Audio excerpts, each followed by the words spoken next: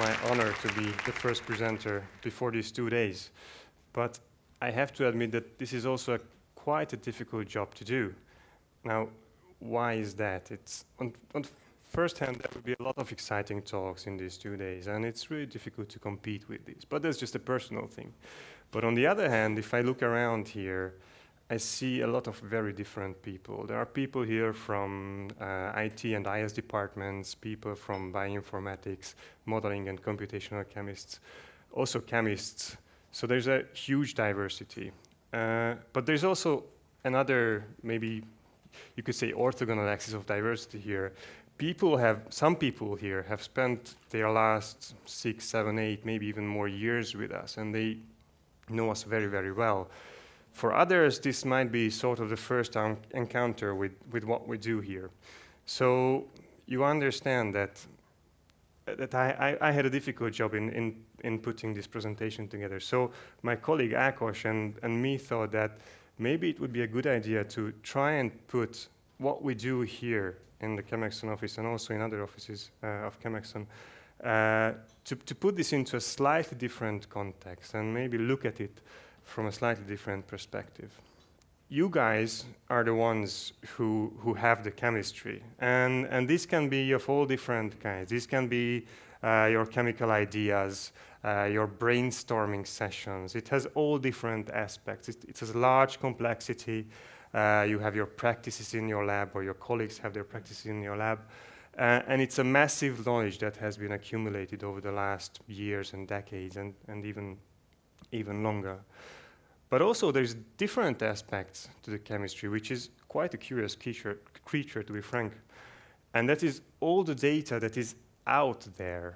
And by out there, it can be, well, all around the globe, of course, in various data sources by vendors, data vendors and chemical vendors just as well. But it can also be in-house data. It can be very well organized and easy to access, but it can also be quite unstructured and coming from different sources. It can be real data. It can be virtual chemical data. So it's really a massive amount of knowledge that in some cases is not so easy to access. So you might find yourself sometimes in the situation like this little guy in one of these comics of the brilliant Gary Larson, who was doomed to walk into this inconvenience store. And whatever he is trying to access is just beyond his reach. And this is the problem that we are aiming to solve here at ChemAxon, basically. Because when you get into a better environment, when your working conditions are better, then your efficiency will be better, your work will be more accurate, you can make better decisions, and that is the main message of what we do here. I like to think about the solutions that we provide to be similar to a navigation system in your car. We provide you with all the information that you need. We provide you potentially with different options and suggestions, but it's you who will make the decision by the end of the day, and it's you who will, based on your knowledge, coming from your own head and also coming from external sources, will make the right choice based on these suggestions, hopefully. This is my watch. It was originally my grandfather's watch. It's a very old one, and I got it from my parents when I turned 20. But my grandpa passed away many years before that, so this was lying in one of the drawers of my parents. And when I was a kid, whenever they were not at home, I would sometimes sneak up to this drawer and take it out, remove the back cover, and just stare at the clockwork, because I think it's a real beauty, and its complexity was really overwhelming. I loved staring at it. But this is something that somehow now reminds me of what we do here. We have all the bits and pieces which fit together in a huge complexity, and they all have to fit together quite perfectly, to be honest, so that by the end of the day you get a clockwork that works well and does what you need it to do. But on the other hand, despite of its beauty, this is the kind of complexity that you might want to just hide. So not everyone wants to look at it. So this is how ChemAxon, from being a toolkit provider, is becoming to be a provider that is offering full solutions to its users.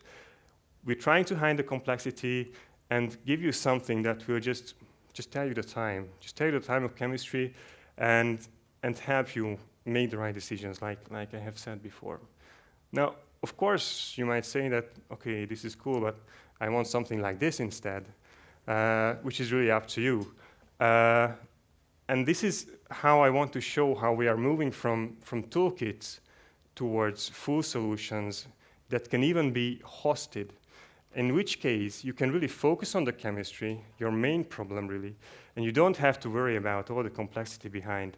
You will let us do the heavy lifting while we are hiding the complexity of chemical intelligence, and you can really just focus on what is really important for you. That's what I mean by what you need is what you get. You can either use the toolkits and build your own solutions if you like, but you can also just get rid of that kind of complexity and focus on the out-of-the-box solutions. Now, in order to achieve that, we need, of course, very high quality solutions. So we need to make sure that whatever we offer to you is really working in a robust and reliable way. And one of the major building blocks in achieving this goal is to really have a test system that ensures that the space for failure is minimized as much as possible. What you see here is a simplified depiction of the test system of one of our development teams. This is the JChem team, which is responsible for developing the search technologies within ChemAxon. So you see how every piece of new code get its own test, its own unit test. And from the unit test up through integration tests and coherence tests, up to speed tests, there is a series of tests in hierarchy that ensures that whatever gets to become a release candidate and later on a release will have to pass all these tests in a very coherent way. Of course, whenever anything breaks, this means that that piece of code and that piece of module will not become a part of the release.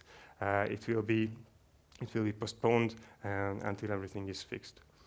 Now, this kind of approach allows us to come up with frequent releases, which is good for many reasons. And I think the most important reason is that we can be very responsive in our development.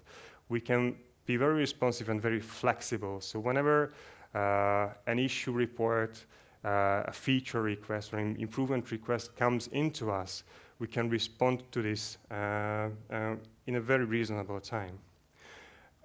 Also, whenever a bug report comes in, that will also become a part of the test system to ensure that in future developments, the same bugs would not show up again and again.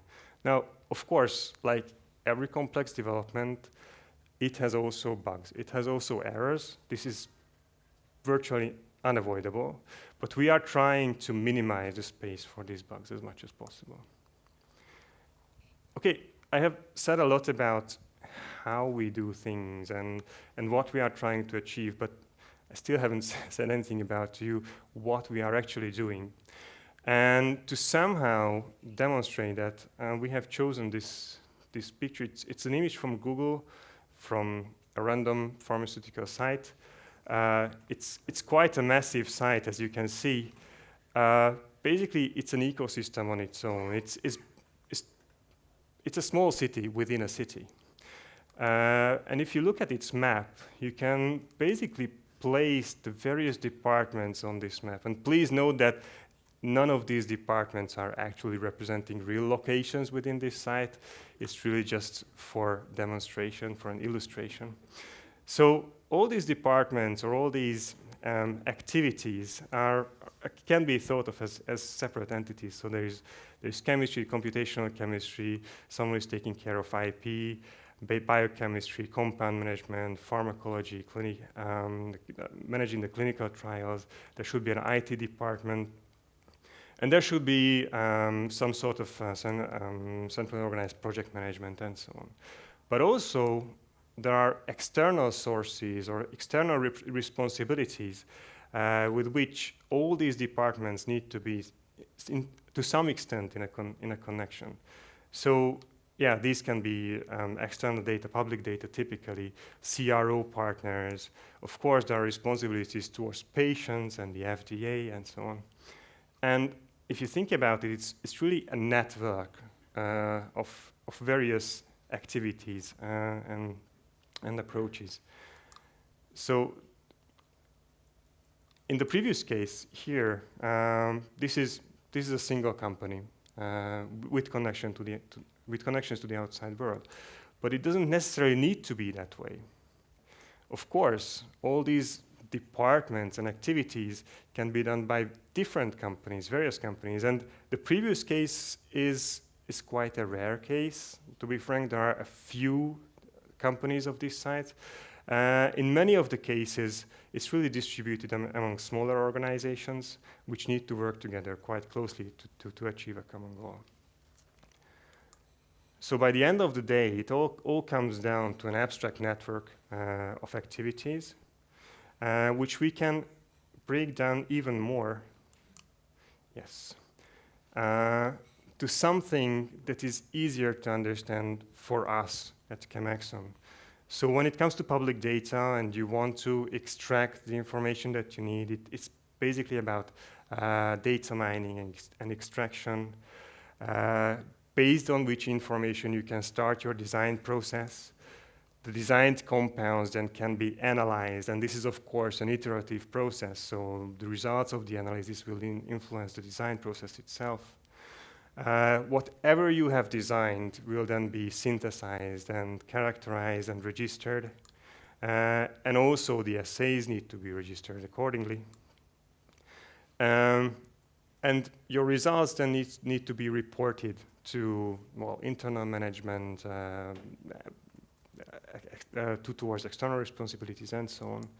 And of course, you also need to handle everything in a searchable and organized manner.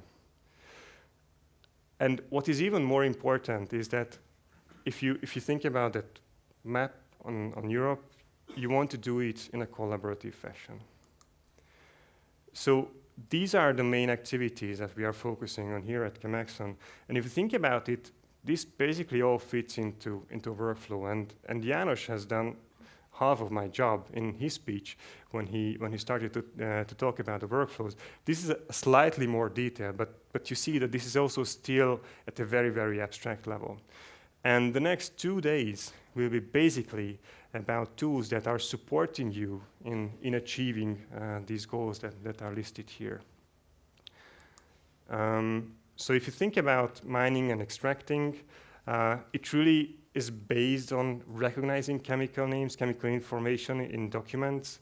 So typically you would be able to just parse in a scientific publication or a patent document and extract the chemically relevant information from that.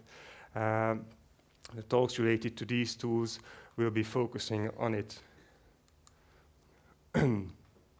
But then sometimes you might want to go one step further, and instead of just analyzing single documents, you might want to build repositories of documents. And there are various tools that would help you do that, to create such repositories. JChem for SharePoint and ChemLocator would be doing this job for you. Like János said, ChemLocator is something very new that we would like you to get know. But there are also other solutions like Plexus mining. You will also hear about that in more detail to build document repositories. Now, once you have all the chemical data, you can start designing. And one of the essential tools for that is a sketcher that allows you to easily and efficiently create accurate chemical structures. But the part of the design process is, of course, also the characterization of the compounds that you build that can influence the design process itself. So the prediction and calculation of properties is quite essential for that. Also, you might want to collect relevant data related to your design process on the fly, and you want to do it in a very quick way. So the mad fast search, which is also something quite new, will be discussed during these 2 days. And apart from single molecule design that I was talking about so far, you can also focus on virtual libraries, enumerating them with reactor or using the Marcouche enumeration, doing scaffold-based enumeration of the libraries. Now, there is Plexus design that is basically offering virtually all these tools within a single solution. And there is also Marvin Live. Both of these tools offer you an option to design compounds in a collaborative fashion. Marvin Live is more focusing on single molecule design, while Plexus design is more focusing on virtual libraries. Okay, once your compounds are there, you want to start analyzing them. And of course, one of the most straightforward analysis tools would be, like I have mentioned before, the calculation and prediction of properties. But you also want to be able to visualize and evaluate the properties that you have calculated, not just the calculated and predicted ones, but also the measured ones. These are the toolkits in the background, but you want to have tools that are integrating these toolkits. So Instant JChem, Plexus Design, and JChem for Office would offer you options to do that on different scales typically. And for the visualization and analysis of the data, we are launching Plexus Analysis. Jury will talk about it in his talk. I think it's tomorrow. And for library analysis, we have JCluster. I think there will be no talk about it, but I think it was worth mentioning this tool for clustering. Okay, of course, like I said, this is an iterative process, but I will skip the iteration part for now. Once you have got your structures, you want to register them into central databases, and there are two tools which might be quite essential to do that. Standardizer is something that would ensure that your data is consistent and robust. And we also offer a solution for controlled substance detection. I have not mentioned it this year, but last year we have talked about how we are also moving towards large molecule representation from the small molecule world. To be more precise, how we extend our portfolio towards large molecules. The biomolecule toolkit, which is moving towards biomolecule registration, is aiming that. But we are, of course, still into the small compound business, so compound registration would take care of the registration process for small molecules. And one thing that is quite important, it is not a launched product yet, but there will be a talk about this during the annual meeting, is the Plexus assay, which is focusing on biological assay registration. Gabor will talk about it later. Okay, so of course, all the data, like I said, needs to be somehow organized, made searchable, so basically indexed. And the toolkits taking care of that are JChem base and the biomolecule toolkit for the small compounds and large molecules, respectively. And also there are the chemical cartridges for Oracle and the PostgreSQL, which are still toolkits. But like I have shown with the watch metaphor, these can be hidden from you, and these can work under the hood in Instant JChem and Plexus Connect. And even JChem for Office can connect to databases and fetch data from these databases so that you can process and analyze the data furthermore in your spreadsheets, for instance, in Excel. All the steps that I have mentioned so far are basically, You can think of these as steps of a workflow, which is of course not a linear workflow, it's quite an iterative and complex workflow, but still somehow a workflow. This is an exception here. Collaborate is not a step in a workflow, it's a way of how you approach a problem. And yet, we have some tools that are dedicated for collaboration that make collaboration very, very easy. One of them is Marvin Live, focusing on single molecule design. András will talk about it. And the other one is focusing more on knowledge sharing. And these are JChem for SharePoint and Plexus Suite. Okay, and typically at the end of every workflow, there is some reporting step. Of course, quite logically, one of the most important tools to do appropriate reports on chemical data is to be able to add chemistry to Office documents. So JChem for Office is taking care of that. And you also need, of course, high quality chemical drawings. And these are one of the latest improvements in Marvin's cache, the publication quality drawing that has been introduced. And there are tools, for instance, Marvin Live, that would automatically generate reports for you based on report templates. But also Instant JChem and Plexus Suite could be used for template-based report generation. So these are the major steps that we are focusing on here at ChemAxon. And if you think about it, really, these are all working on different scales in the terms of number of compounds. So with ChemCurator and JChem for Office, you can focus on smaller numbers of compounds, like on single documents in PDF files or spreadsheets. These are on the scale of 1 over maybe a couple of thousands. In document repositories, in Plexus Mining or JChem for SharePoint or in ChemLocator, you're typically talking about thousands or hundreds of thousands of compounds. In relational databases, it can go even higher. We talk about tens of thousands, hundreds of thousands, or sometimes tens of millions of molecules in these databases. JChem Suite is taking care of that. And the largest number of compounds for searching can be considered with the MedFast similarity search. Typically, a combinatorial library would be subject for this approach. It can be up to hundreds of millions or even a billion molecules, and Gabor will tell about this in more detail in his talk later on.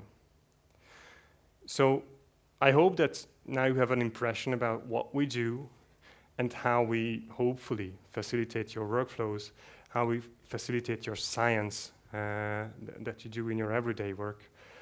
And now let's jump to the really exciting talks that will be given by the POs. I hope this will be like ice cream for you, and you will find all the excitement that you came to find here. And I just thank you for your attention.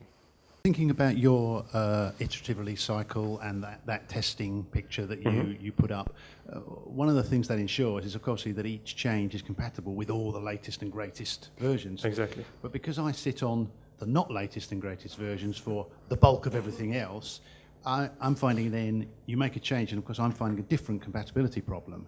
So have you thought about not just testing against the latest and greatest, but testing against a standard collection as well? I was a little bit unprecise about that description of the test process. So I will not go back to the slide, but I'm not sure if you remember there was a module that said current module, I believe, or something like that incorporates the new piece of code, which will be then integrated into a set of modules. And there are basically two states of modules in development. The current module is really something that is like work in progress, that is under construction, and it is always tested in the context of what we call integrated modules, which have passed all the tests in the context of other integrated modules. So this ensures that whatever is incorporated into a solution is compatible with whatever is already there. Absolutely, but my problem is I have a collection of those modules that's probably quite different from the collection you're doing the integrated tests against. And what I'd like to be able to say is, I know that this standard set work, and I'll stay with that standard set Okay. until I move to my next standard set. I think this is about the cartridge mainly, right? About the cartridge, so that our products are compatible with the cartridge you have in place. It's about compatibility across a collection that's a sort of a, once a year I know there's an absolute collection I'm compatible with. And I understand all the dependencies, I understand the compatibility. Because I also have to test those against other, vendors. For us, it's not possible to obviously test against all the weekly versions we have in place, but we can choose a set, and we are actually doing that already. And mainly, we are choosing the most important customers, like you guys, and we are asking about the versions of the products you have, and then we are testing across these selected versions. But it's obviously a very small number compared to the total number of releases in the past. So if you want us to test something specific, the best way is to approach us and tell us, could you include this into your test pipeline? I will do that very thing.